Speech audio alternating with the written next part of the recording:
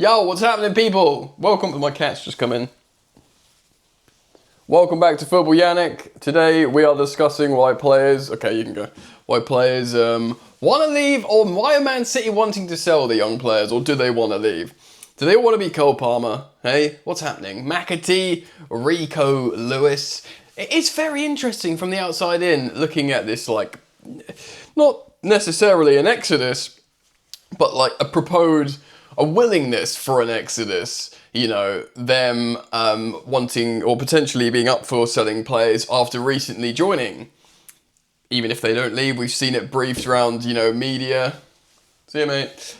See around the media, like, you know, Savinho recently being linked with Spurs. And I do want to speak a little bit about Eze to Spurs as well. And Nico Gonzalez, just after he signed. Both of them, at time of recording, still are at Man City, but the briefings and the news was there, which kind of makes you think, why? Like, what's happening? Like, I saw some City fans saying that we're selling off all the kids to keep the younks, you know? To keep your Gundowans, to keep your Bernardo Silvas in the midfield. I know they signed Reinders, who's a good signing. But, you know, flogging off Rico Lewis and McAtee. McAtee, wasn't he the best player for, like, you know, the England youth level tournament? I would be a little bit annoyed with that, if I'm a City fan. I want to speak about it a little bit. First of all, welcome back, guys, to Football Yannick. I upload every day on this channel, either in the studio, the office, or like this. I do TNT Sports on the television. It's at an angle, but if that gets picked up by YouTube, it won't be happy. Anyway, welcome back. Thank you for joining me. Thank you for the continued support here on the channel, for liking and subscribing.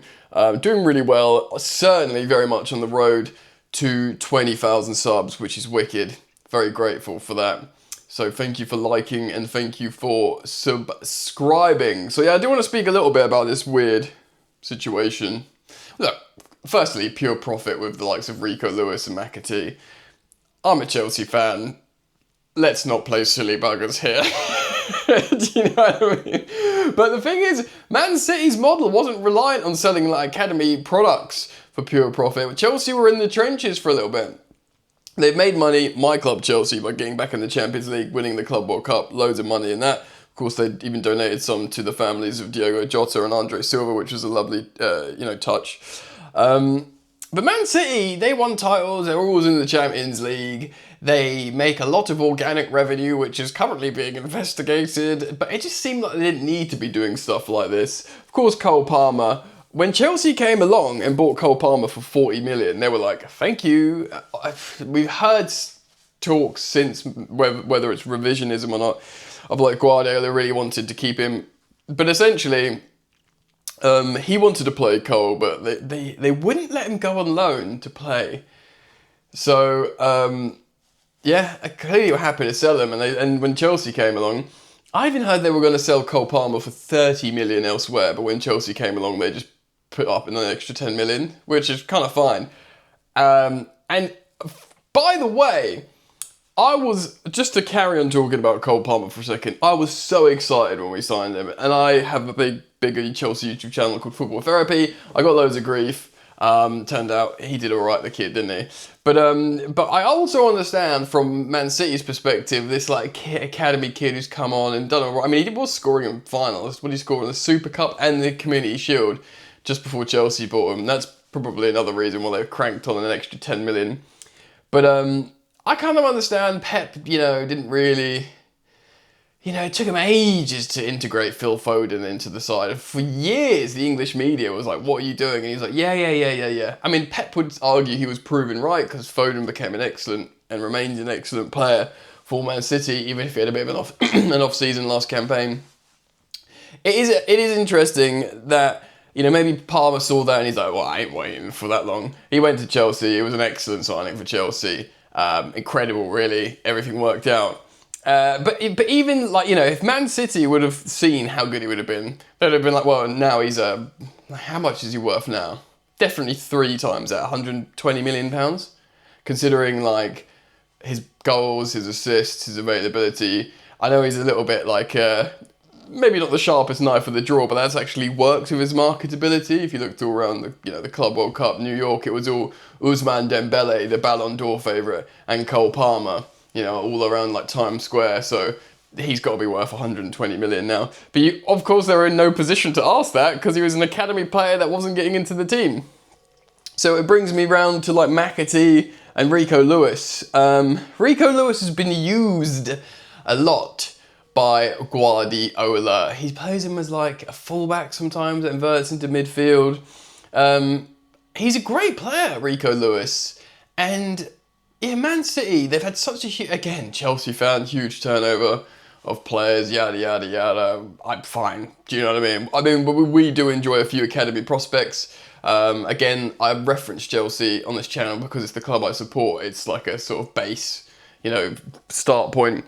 But, Reece James, Levi Colwill, Josh Chiampong, and of course we've seen Shimoeka Raksaki play last campaign with the benefit of being in the Conference League. But, there's probably 3 really well relied upon academy players in the first team in Reece James, Levi Colwill, and now Josh Chiampong. He looks really, really good. And there might be others. Tyreek George as well. He might go out, but he was used a lot in Premier League games last campaign as well. So clubs like to see, or fan bases like to see their academy players integrated into the side, into important games. And Man City will be the same. They'll love the fact how Phil Foden, is been a great player. He's obviously fluctuated a bit late. I guess he's in their strongest. We'll soon learn if he's in their strongest lineup starting this campaign, or if he's a rotational player to find form again. But Man City fans won't like to have seen Palmer leave because he could have been a natural successor to KDB, and it would have been an academy graduate, so they would have liked that. And McAtee looks really good. Is he going to? I mean, is both him and Rico Lewis going to Forest? That's the links. Forest trying to do a rebuild. I'd be very interested to hear if that hurts Man City fans. Obviously, it's pure profit. Do they need the pure profit? I know they've spent quite a bit. They haven't quite done Liverpool money. Even Arsenal have spent a lot now. But considering from the start of January, when they started the rebuild in the middle of last season, they've spent a lot of money. So I suppose the pure profit is welcome. But if I was a City fan, I like the idea Rico Lewis was utilised. Maybe he doesn't supercharge the team like they like. But McAtee, I'd be very sad to lose, personally, in their position. It's interesting that they're all going. Look, players are going all over the gaff. Of course, there was a slight link with Savinho being linked to Tottenham. Tottenham also looking at Eberechi Eze, which is a very, very interesting one because a lot of Arsenal fans have been asking or hoping that Arsenal sign Ebe Eze. Actually, it makes a lot more sense. I think he goes to Tottenham. Arsenal are a better team, ultimately, right now. But he's an attacking midfielder that does better in central areas. They're sort of looking at this. I think if he goes to Arsenal, he'd be farmed out on the left wing that's allowed to come inside a little bit. But let's be honest, Tottenham have just lost Maddison for what's probably the majority of the season. Yeah, and it's a World Cup year, so Maddison he's not going to get into the England squad now. It's just not. Eze will be like, I need to be playing for England. Palace are a good team right now. Apparently he's been left out of the game against Chelsea, which was very nice to me as a Chelsea fan, because he's such a lethal player. And he's trying to get this move to Tottenham. Now, at Tottenham, in the absence of Maddison, and indeed Kulusevski's out for a little while, I believe. Forgive me if I'm correct if he's returning soon, but I know he's been absent, and I have a feeling he's not imminently returning. So Eze just immediately comes in and plays for Thomas Frank's Tottenham. And he'll pretty much be guaranteed lots of minutes playing his preferred position for a good coach of attackers in Thomas Frank. He's really, really good, which will give him a lot more security, I think, of playing for Thomas Tuchel's England in the World Cup. Because if you think about it, look, if Martin Ødegaard was out for the season, and obviously you got Nwaneri, if he was unavailable immediately, like Kulusevski, then yeah, go to Arsenal, playing that inside attacking midfielder role. But yeah, to be farmed out on the left, it is peculiar, Arsenal, isn't it? Because they need a touchline left winger. And they bought Noni Madueke, who's a touchline right winger, who can play on the left but slightly differently. So it's almost like Noni's a good signing to be an amazing deputy for Saka, but they're still light on the left. And to target Eberechi Eze as that left-sided player, it just seems a bit silly. Do you know what I mean? It just seems a bit like, well, he's not the appropriate choice for this. I understand there was dreams of Rodrigo of Real Madrid, but you know, it's just going to be so expensive. Arsenal fans would have been much more upset if Tottenham won the Super Cup against PSG. Of course, they kind of Spursed it up twice in regulation time and in the penalties. They were ahead at 80. They were 2-0 up 85 minutes, and they were, of course, ahead in the penalty shootout and, you know, lost both. Ultimately, well, you know, lost the 2-0 lead and then lost the penalty shootout.